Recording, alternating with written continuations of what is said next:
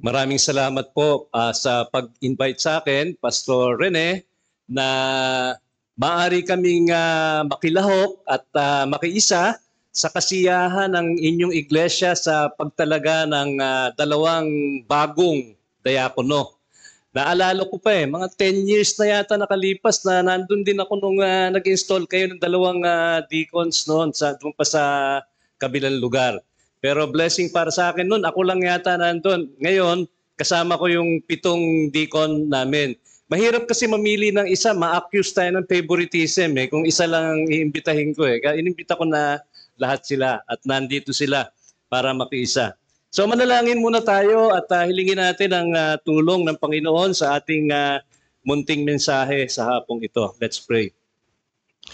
Marami pong salamat, Panginoon, muli sa inyong dakilang pagpapala sa inyong iglesia na kung tutuusin, hindi naman karapat-dapat sapagkat kami mga makasalanan na hindi deserving ng inyong biyaya. Salamat po na bagamang ganon, nalugod kayo na magkaloob ng dalawang bagong diakono sa inyong iglesia dito sa SGC. Kaya pinupuri namin kayo, tinihiling namin ang inyong tulong ngayon sa konting pagbubulay-bulay namin sa inyong salita na ugnay sa gawaing ito, na itong gawaing ito ay maging mabunga at magbigay ng luwalhati sa inyo. Samahan po nyo kami sa oras na ito. Ito ay aming dalangin sa pangalan ni Jesus. Amen.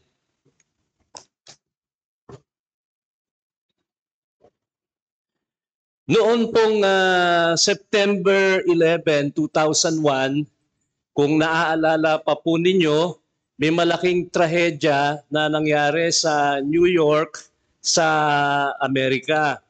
May mga terorista na nagpalipad ng mga eroplano na puno ng pasahero at puno ng fuel at pinasabog yung World Trade Center sa New York na 3,000 po ang namatay sa trahedyang yon. Ewan ko lang kung naisip ni Pastor Rene na kung nangyari yon 10 years earlier, baka kami huhugutin din doon sa mga namatay sa gumuhong gusali na yon. Pagka 10 years earlier, no October 1991, at ganoon na po kami katanda, nagpipicture-picture pa kami doon sa tuktok ng World Trade Center noon. Wala pa yatang Facebook noong mga panahong yun pero mahilig kami mag-picture-picture. So mabuti na lang po, hindi nangyari nung panahong ayon. Di ba minsan, pag may mga pangyayaring hindi maganda, tapos galing ka doon sa lugar na yon, papasalamat tayo, wala na tayo ron nung nangyari. Pero nung panahon na yon, hindi lang po yung 3,000 ay namatay as a result of the building collapse. Meron pong 300 na kalalakihan na mga firemen na nasawi din doon sa trahedyang yon, hindi dahil nandun sila sa loob ng gusali, nung gumuho ito.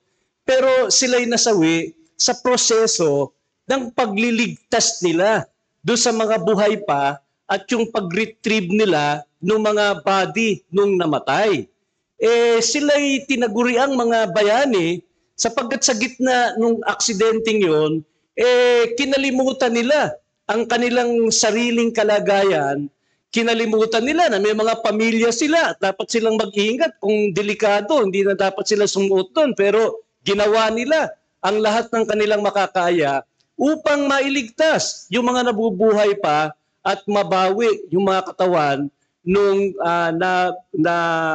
napatungan ng mga konkreto nung gumuhong gusali.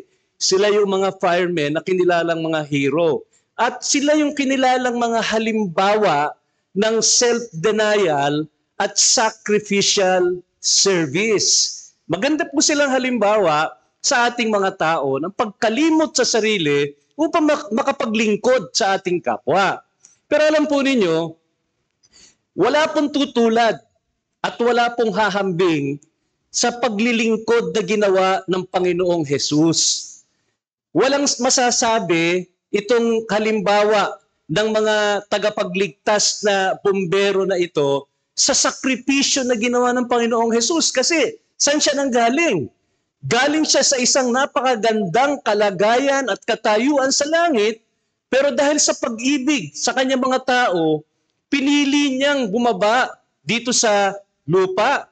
makihalubilo sa mga tao at siya'y nagkatawan tao na naging mahina din katulad natin sa kanyang pangangatawan dahil sa pagkakatawang taong ito. Siya'y inalipusta, nakisalamuha sa mga tao, nabuhay sa isang lugar na malaking pagkakaiba sa langit, siya'y inusig, sinaktan, at bagaman wala siyang kasalanan, siya ay binayubay sa krus, pinarusahan ng kamatayan. At ito po'y tinawag sa Philippians chapter 2 na isang paglilingkod. Kaya kung meron tayong tunay na halimbawa na maaari nating tularan, hindi bilang tagapagligtas ng mga makasalanang katulad niya, pero pagdating sa mga attitude niya sa paglilingkod, meron po tayong mapupulot na mga prinsipyo at mga saloobin na makikita sa ginawa ng Panginoong Hesus at sinabi ng Panginoong Hesus sa kanyang mga salita. At yan ang gusto natin ngayong hapon.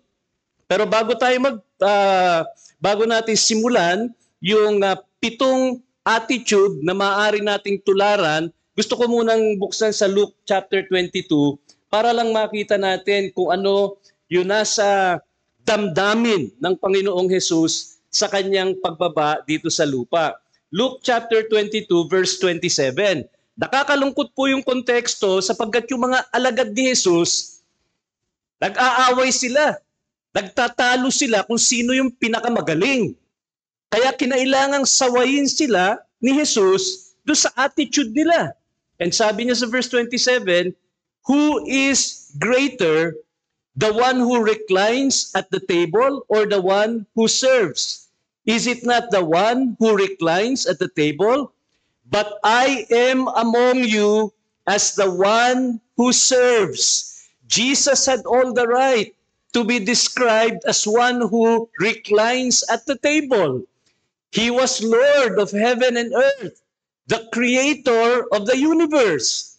But in his humility and servant spirit, ang sabi ni Jesus, I am among you as the one who serves.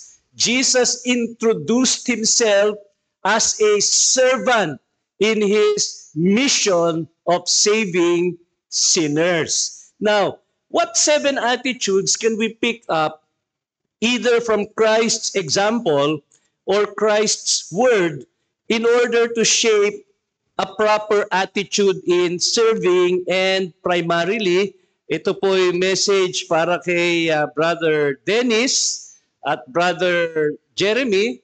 Nandito pa ba sila ngayon? Andito pa. Primarily sa kanila kasi installation ng deacons ang context natin eh.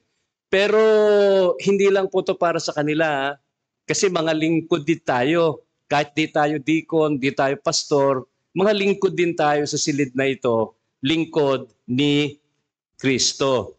So, we want to serve as Christ tells us to serve or shows us to serve. So, what does Christ-like service look like? Okay? Unang-una, Christ-like service involves a sense of undeservingness. Christ-like service involves a sense of undeservingness. Yung unang text po, hindi kay Kristo pero kay Paul. Tingnan natin sa 1 Timothy chapter 1. 1 Timothy chapter 1, let us read verse 12 up to verse 15. Pero pansinin niyo sa verse 12 yung ministry ni Apostle Paul, dinescribe niya as God putting him into service.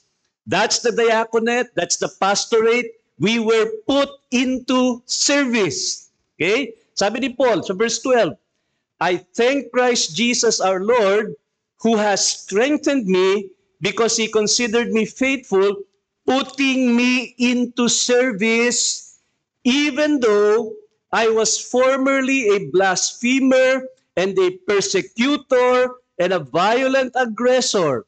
Yet I was shown mercy because I acted ignorantly in unbelief.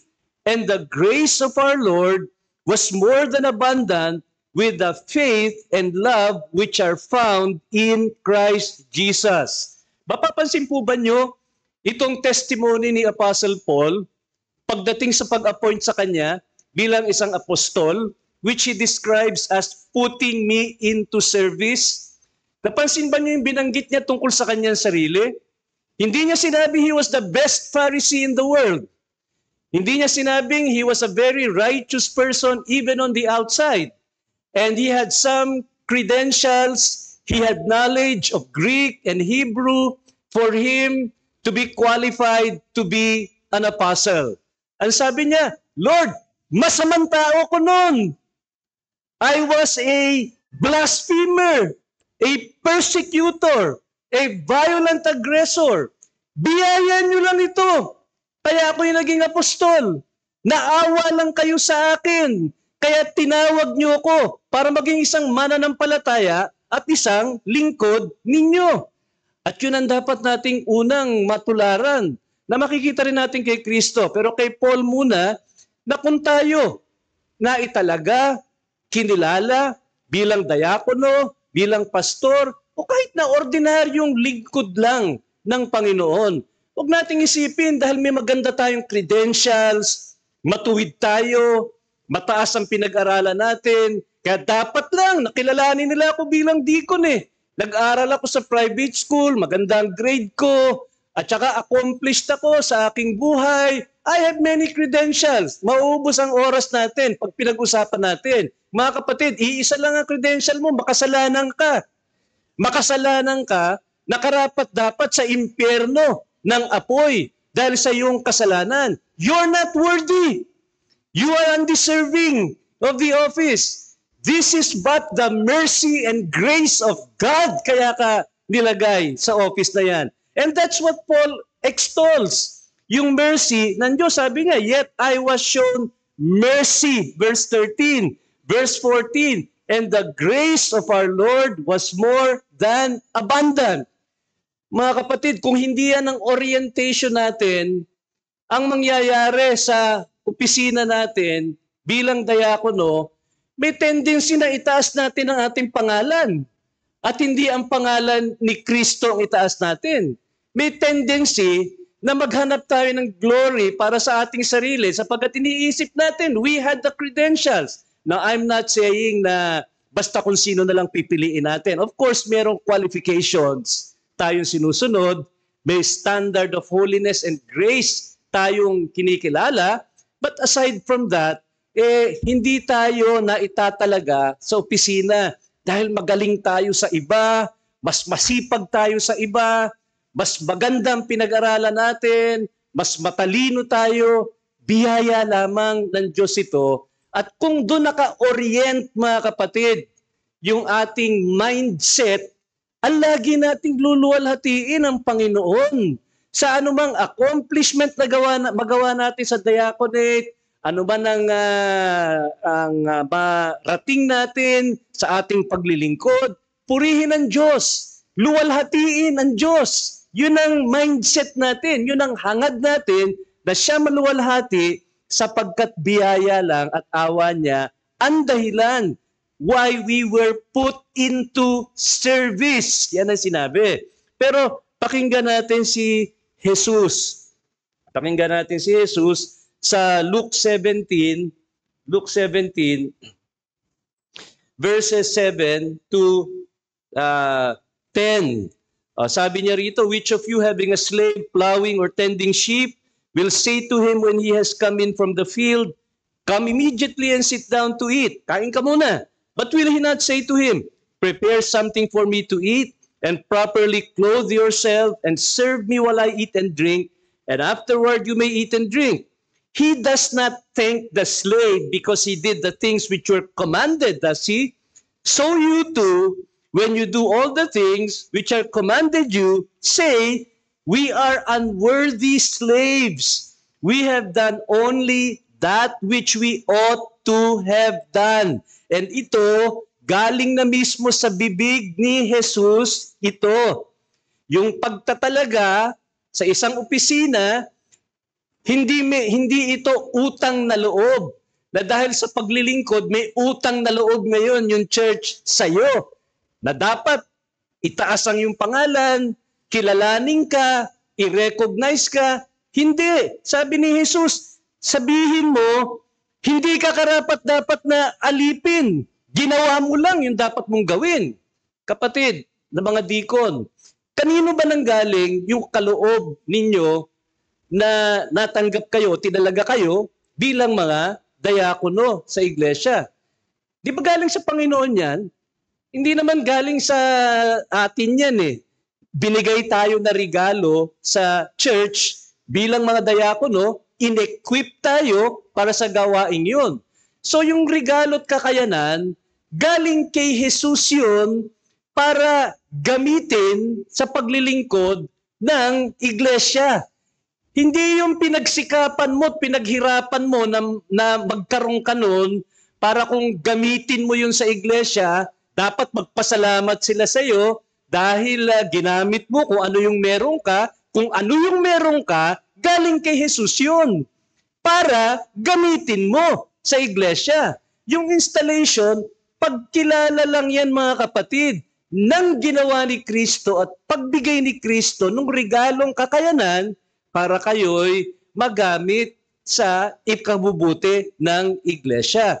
So really, it's no thanks to you. Now, I'm not saying na hindi tayo dapat magpasalamat sa paglilingkod ng mga church officers natin. Of course, we should appreciate. Of course, we should show gratitude.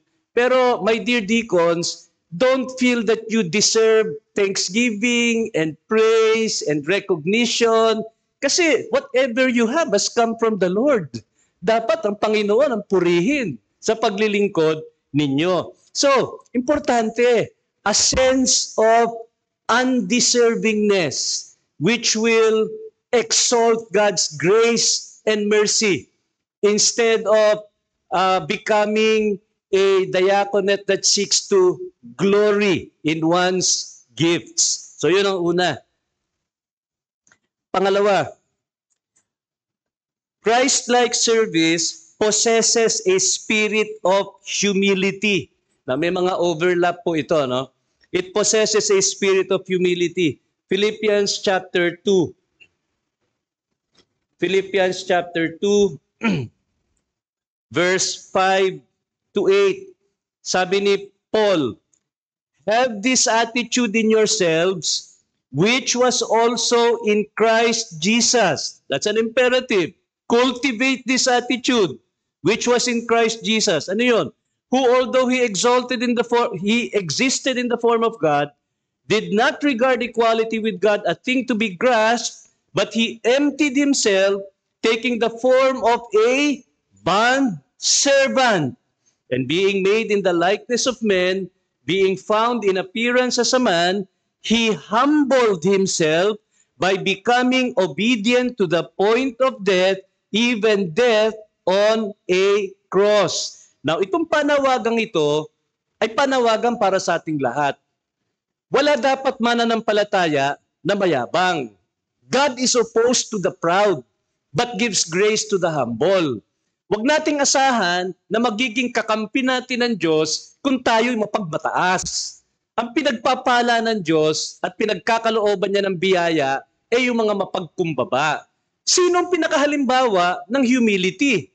Dito, tinataas ni Apostol Pablo ang Panginoong Jesus bilang example ng humility. Sino pa ba ang bababa sa napakataas na kalagayan para lumaka dito sa lupa na magkaroon ng anyo bilang isang lingkod at maging masunurin hanggang sa punto ng kamatayan? Walang iba kundi ang Panginoong Jesus. Sabi ni Paul, maging ganun din kayo. Maging ganun din ang attitude ninyo. Hindi kayo tinatawag na mamatay sa krus, pero tinatawag kayo na magkaroon ng mapagkumbabang diwa. Jesus humbled himself in his incarnation and in his crucifixion. He came to serve and not to be served. Sabi sa Matthew 20:28, di ba? I came to give my life a ransom for many. Dali lang po. Matthew 20:28. Just as the Son of Man did not come to be served, but to serve and to give His life a ransom for many. Now, position po ang diaconate, di ba? Just as position, church office, yung pastorate. But as church officers, we must remember that the church is not our servant and we are their masters. Si Jesus may karapatan sabihin yun, sapagkat siya pinakadakila sa lahat eh. Pero sabi ni Jesus, hindi, sundin niyo ako. Ito halimbawa, I did not come to be served. Hindi ako pumunta rito para paglingkuran, kundi pumunta ako rito para maglingkod. At ganon tayo. Nandito tayo para maglingkod, hindi para paglingkuran. Yan ang dapat na attitude at mindset na nasa puso ng isang diakono. There must be no lust for recognition as the greatest. And don't underestimate the depravity of your heart. Ha? Huwag natin sabihin, yung mga apostol, tagtatalo-talo kung sino ang pinakamagaling na apostol sa kanila. Hindi mangyayari sa akin yun. Kasi hindi ako ganon. Huwag mo munang unahan ang puso mo. Kung kilala natin ang ating makasalanang puso, alam nyo, meron sa loob ng puso natin na gusto natin, tayo yung pinakamagaling, tayo yung pinapasalamatan, tayo yung kinikilalang pinakamasipag. Hindi lang natin sinasabi, Pastor, sino ba ang pinakamagaling sa mga deacon dito? Hindi lang natin sinasabi yun. Pero hindi natin maipagkakaila na dahil sa nalalabing kasalanan sa ating puso, may potential tayo na hanapin yung recognition bilang pinakamahusay na diakono ng SGC. At dahil dito, mga kapatid, wala dapat competition na mangyayari sa mga deacon na sasabihin ng isa, mas marami ko nagagawa kaysa sa kanya. Bakit di niya ginagawa yung ginagawa ko? Bakit di niya mapantayan yung aking ginagawa? Parang mas marami akong ginagawa kaysa sa kanya. Parang konti lang yung trabahong ginagawa niya. Sabi sa Galatians chapter 6, huwag mong ikumpara sarili mo sa iba. Mag-set ka ng standard ng sarili mo at dun mo ikumpara ang iyong sarili kung lumalago ka bilang isang deacon o hindi. Huwag yung kapatid mo ang gawin mo standard. Meron kang sariling standard sa harapan ng Diyos kung ikaw ay lumalago o kung ikaw ay hindi lumalago. So, there must be no competition, no comparison, and no self-exaltation. Alam niyo po, meron tayong Acts 12:21-22 na kung saan pinakita yung halimbawa ni King Herod sa Acts 12:21-22. Ito si King Herod kasi, mahusay siya Mahusay siyang magsalita. Sabi ng mga tao, they kept crying out, the voice of a God and not of a man. Grabing magsalita. Itong ating hari. Ano nangyari? Immediately an angel of the Lord struck him because he did not give the glory and he was eaten by worms and died. Masama ba? Nasabihin mo sa nag-preach, napakahusay nyo, Pastor, talagang ang dami ko natutunan doon sa tinuro nyo.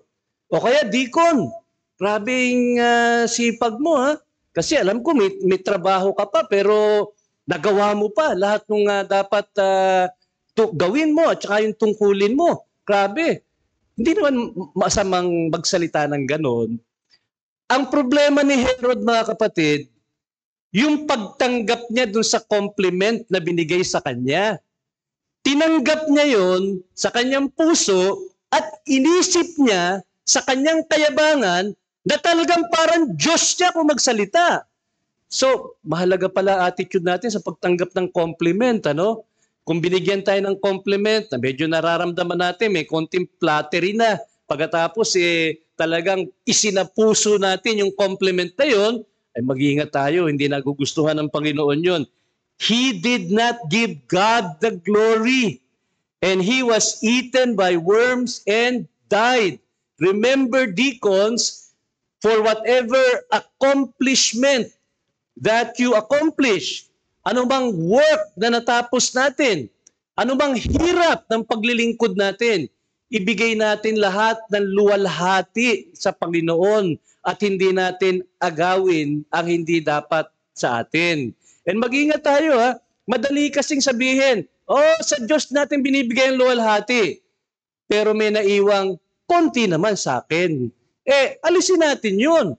Lahat ng luwalhati, ibigay natin sa Diyos, pagkat ang ating kakayanan ay galing lamang sa Kanya. So, Christ-like service possesses a spirit of humility.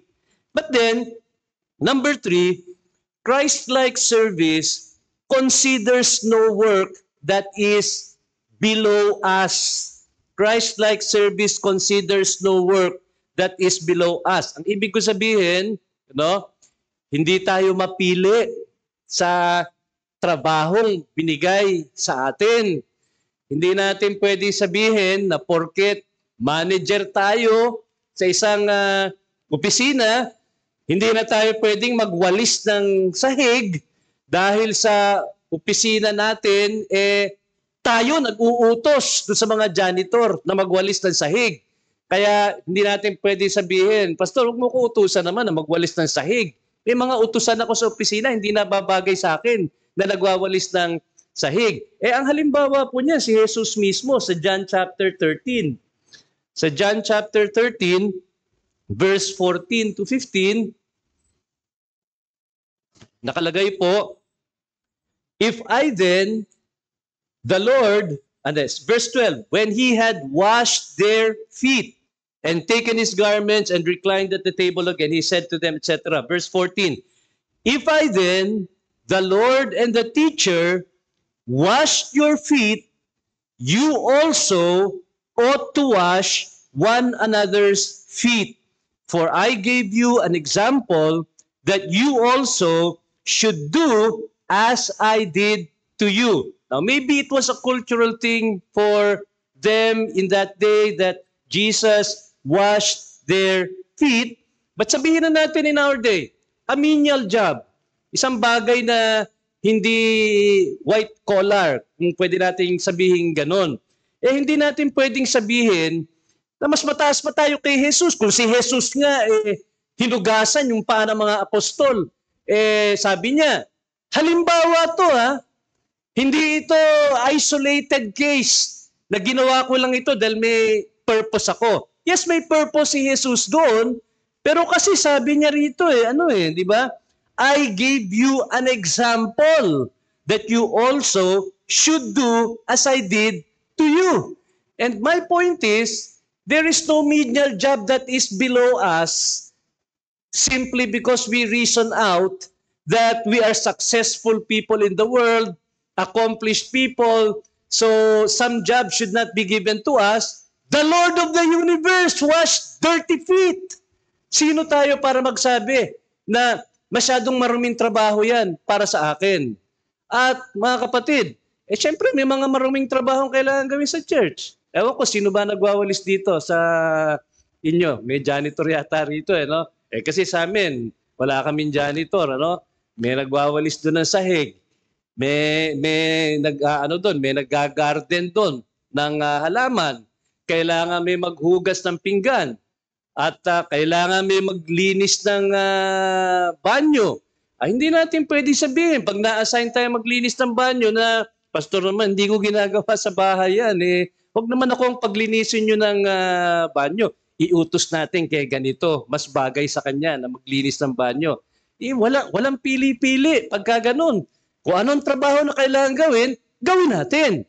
Ngayon, hindi naman natin sinasabi na itambak natin yung trabaho sa mga dikod lang.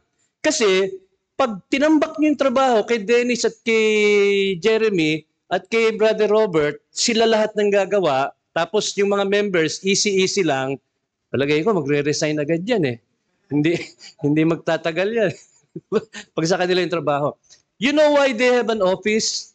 They have an office so that they can mobilize the members of the church to do work and service because their office carries authority.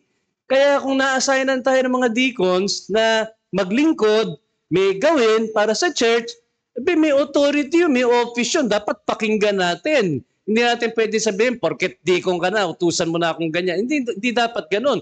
Igalang natin sila doon sa kanilang opisina. Kaya nga meron siyang office eh.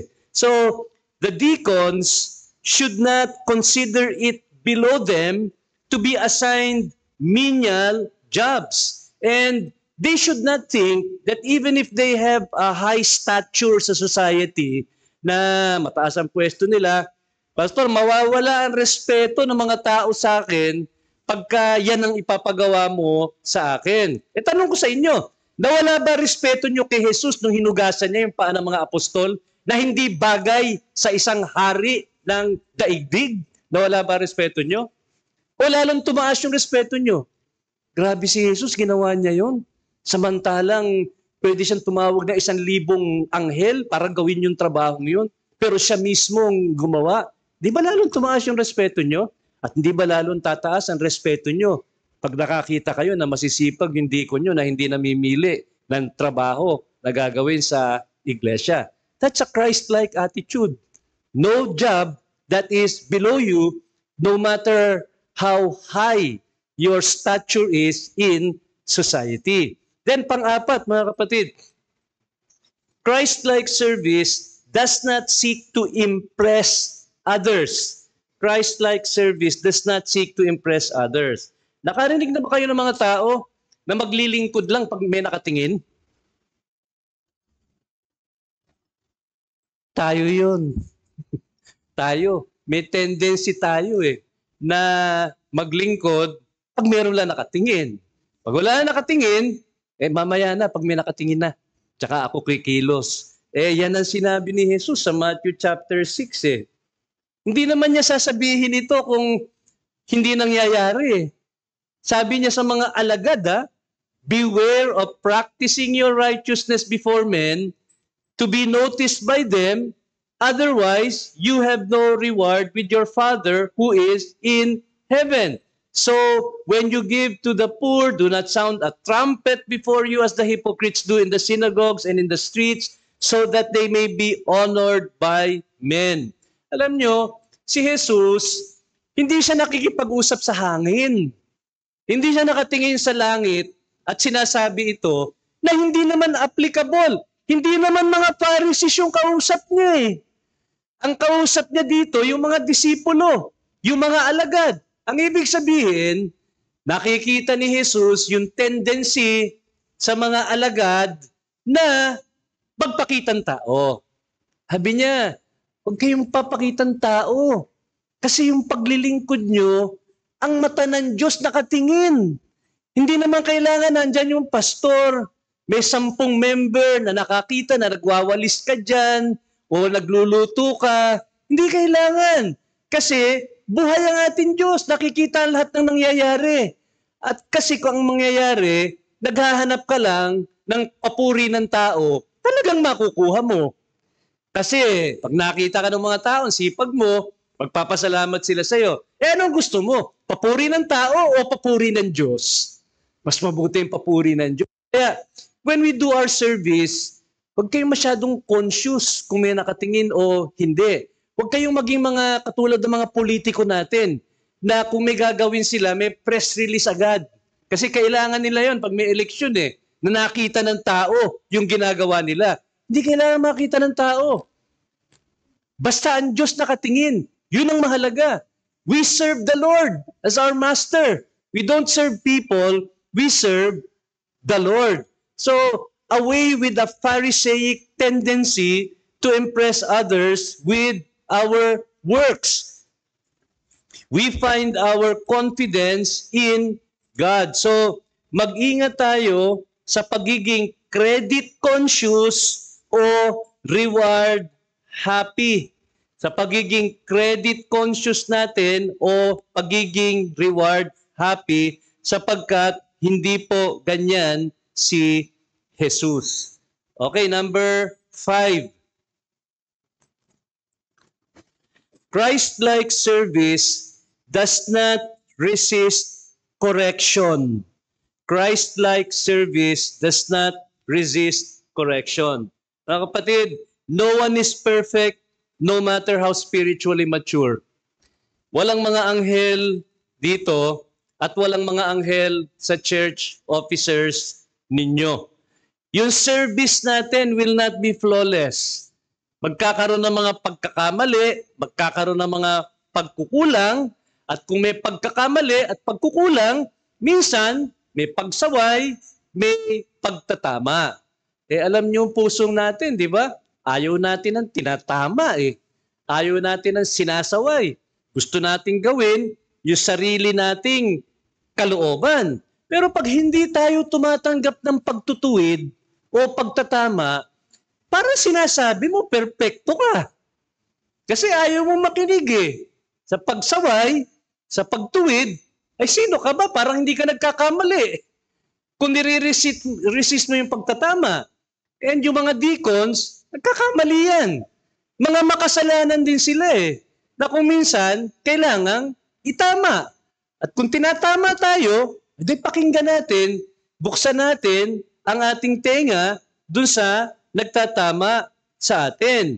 Now, hindi ko sinasabi na bilang halimbawa si Jesus, nagkamali siya. Perpekto si Jesus. Pero yung attitude ni Jesus, makikita natin sa Matthew 26:39-42, who, when he was grieving, anticipating the cross, anong sinabi ni Jesus? Not my will, but thine be done. It was a submissive spirit to the will of his Father. Now, isipin natin, as deacons, we do not have an exclusive turf or territory na sasabihin ng natin sa mga pastor o sa mga tao, distansya amigo, teritoryo namin to. Huwag mo kaming pakialaman. Hindi po submissive spirit yon, katulad nung spirito ni Jesus. Kasi the deacons are not equal to the pastors.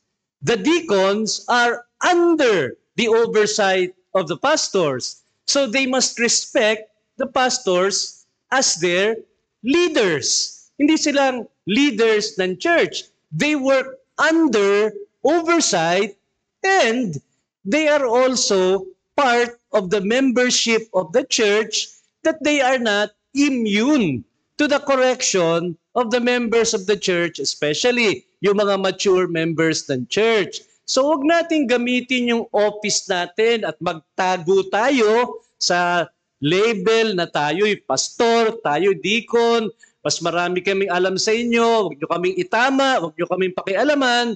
Humility lang mga kapatid, na nakikinig tayo sa mga criticism, sabihin natin constructive criticism, o kaya pagko-correct sa ating ginagawa. Do not consider yourselves untouchables and consider that the diaconate is your exclusive turf. Correction is unpleasant to hear. Admitted, yes. And in fact, the correction may not be packaged well. And that happens. Na minsan, may lalapit sa atin, may gusto sabihin, para itama tayo o may suggest, hindi maganda pagkakasabi. Hindi natin dapat i-reject agad. Dapat pakinggan natin dahil baka may sinasabi rin yun sa providensya ng Diyos, may sinasabi rin para sa ating kabutihan. Sabi sa Psalm 141 and verse 5, sa experience ni David, Psalm 141 verse 5, sabi ni David, let the righteous smite me in kindness and reprove me. Its oil upon the head, do not let my head refuse it, for still my prayer is against their wicked deeds. It's a blessing to be rebuked. Faithful are the wounds of a friend, but deceitful are the kisses of an enemy. Pag walang nagtatama sa'yo, walang nagre-rebuke, delikado. Baka lumalakad ka na sa daan na ikaw ay mapapahamak dahil ikaw ay isang makasalanan na nagkakamali rin. So kailangan natin yan rebuke. Means of grace din yan. para sa atin. Okay? Number 6, Christ-like service perseveres in difficulty. Christ-like service perseveres in difficulty. Serving, although at times enjoyable, will not always be enjoyable. It will not always be easy. It will not always be happy. And there may be times, mga church officers, mga deacons, there may be times that you are tempted to give up. There may be times of weariness. There may be times of great challenge. There may be times that ikaw mismo, you are tempted to complain or to criticize. There may be times when you have differences with the pastor in the way of doing things, or you may have differences with some members in the way of doing things. Ano dapat ang gawin natin? Suko na ako. Ganito lang pala mangyayari sa akin. Huwag mo na kayong sumuko. Sino titingnan nating halimbawa nang hindi kagad pagsuko kahit na malaking hamon yung kanyang hinaharap? Mga kapatid, walang iba kundi si Jesus. O, tingnan natin sa Hebrews chapter 12 para ma-encourage lang tayo. Kasi walang church office na walang hirap na dinanas eh. Ayaw naman natin na susuko agad tayo. Verse 1. Shortcut na tayo. Sa verse 2. Fixing our eyes on Jesus, the author and perfecter of faith, who for the joy set before him, endured the cross, despising the shame, and has sat down at the right hand of the throne of God. For consider him who has endured such hostility by sinners against himself, so that you will not grow weary and lose heart. Brethren, there will be times when you will grow weary, and there will be times when you will lose heart. Where do you look? Kanino tayo titingin? Sino nag-endure at nag-persevere sa gitna ng maraming hadlang at maraming hamon sa buhay, na dahil sa kagalakan sa kanyang harapan, siya'y nagpatuloy? Walang iba kundi si Jesus. Si Jesus ang modelo natin sa gitna ng mga hamon ng buhay. And this does not just apply to the diaconate. Marami din tayong hinaharap, mga kapatid, na mga hamon, pagsubok, kabigatan. Suko ka na. Katulad ni Dimas. Sa mundo na lang tayo kasi hindi natin naranasan yung hirap na ganun.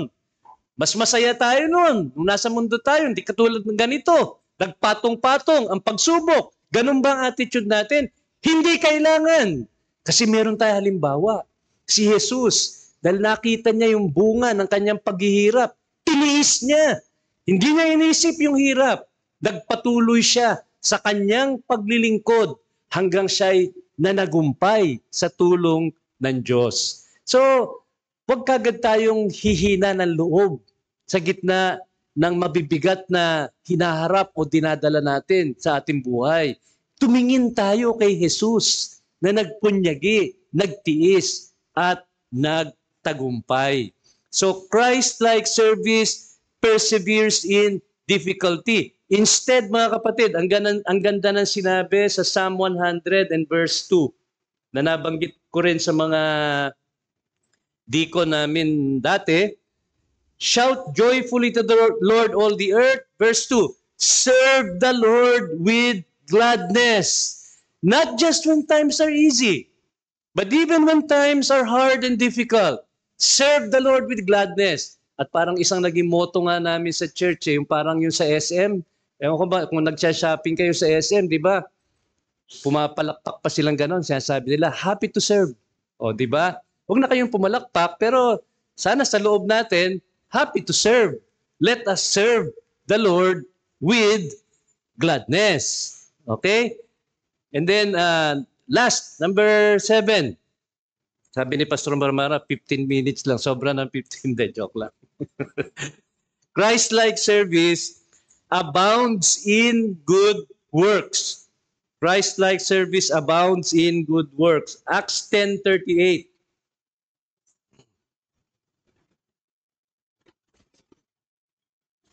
Acts 10:38. You know of Jesus of Nazareth, how God anointed him with the Holy Spirit and with power, and how he went about doing good and healing all who were oppressed by the devil, for God was with him. Ito ang Panginoong Jesus. Ano halimbawa niya? He went about doing good and healing all who were oppressed. In other words, hindi siya nakaupo lang doon sa tahanan niya at naghahantay kung anong pwedeng gawin. He went about. Lumabas siya. Nag-ikot-ikot siya. Hinanap niya yung mga pagkakataon na pwede siyang maglingkod. Ganon din dapat tayo. Hindi tayo waiter na naghahantay lang kung anong pwede natin gawin. Hanapin natin kung anong pwede natin gawin. Gamitin natin yung mga kaloob natin para tayo'y magamit at makapaglingkod sa iglesia ng Panginoon. Hindi naman tayo uutusan lang kung may gagawin. Hanapin natin. And let's abound in good works, especially sa mga deacons. There will always be people needing financial help. There will be pastors needing practical help. There will be people needing spiritual counsel. There will be things related to worship or prayer or fellowship that need attention. Your eyes must always be open. Do not be sleeping on the job. Your eyes and ears should always be alert to the practical needs of the church. Whether yung sa pastor, whether sa members, whether sa meeting place, kayo yung in charge, under oversight of course, ng mga practical affairs at benevolence ng iglesia. Opportunities will not run out. And so, we can abound in good works just as the Lord Jesus abounded in good works. Ulitin ko lang yung 7 to wrap up. Christ-like service involves a sense of undeservingness. It possesses a spirit of humility. It considers no work below us. It does not work to impress others. It does not resist correction. It perseveres in difficulty, and it abounds in good works. Sana po ang reaction natin lahat, who is sufficient for these things. Malaking standard po ang standard ni Kristo. At para marating natin ang at least mahabol natin yung example niya, maging tularan po siya sa atin bilang mga lingkod ng Panginoon. Nagdedepende lang tayo sa kanyang biyaya. Kaya nga, para sa mga bagong deacons natin, dapat ilagay natin ang tiwala natin sa Panginoong Jesus. At para sa mga church members natin, i-appreciate natin ang gawain ng mga deacons sa church. Kami meron kaming, dati kasi naisip ko, parang di naman natin nabibigyan ng pasasalamat as a church yung mga deacons. Kaya nagkaroon kami ng Deacons Appreciation Day. Meron kami Deacons Appreciation Day every year. Tinatanong namin yung mga deacon, anong gusto nyong pagkain? Magpe-fellowship tayo. Kahit anong gusto nyo, para bang yung tinatanong sa Muntinlupa pag huling araw. Yung pinakagusto nila pagkain. Tapos di namin kukunin sa church yung bumubunot talaga yung mga pastor sa bulsa namin ng pampagkain, pambili ng regalo sa kanila, para masiyahan naman sila. Kasi it's a thankless job. Minsan, hindi sila nakakatanggap ng pasasalamat, pero as a way of recognizing their good works para bumuti yung church. Alam nyo kasi, hindi si Pastor Maramara makakapag-preach dito ng walang distraction kung hindi may mga gagawa para ayusin yung environment ng worship. Hindi siya makakapag-aral ng mabuti sa ipipreach niya dito kung wala nagtatrabaho. Hindi naman pwede sa kanya lahat ng gawain. Kaya, appreciate natin gawain ng mga deacon at dapat tayo magpasalamat, dadagdagan yung diaconate natin. 3 na ang deacon nyo. Hindi bawas yun sa trabaho ni Pastor Rene. Baka isipin nyo, naku, pwede na magbakasyon si Pastor Rene, 3 na ang deacon. Hindi. Pwede pa siyang magtuon sa ibang gawain ng ministry dahil mas marami nang tutulong sa practical affairs ng iglesia. O hindi ba blessing yan mga kapatid? At dyan tayo nagwawakas, manalangin po tayo. Salamat po, Panginoon, muli sa inyong regalo dito sa SGC ng 2 bagong diakono at panalangin namin na maging mabunga po sila sa paglilingkod at ma-adapt nila itong mga attitude na nakikita namin kay Kristo mismo sa paglilingkod niya. Ito po'y aming dalangin sa pangalan ni Jesus. Amen.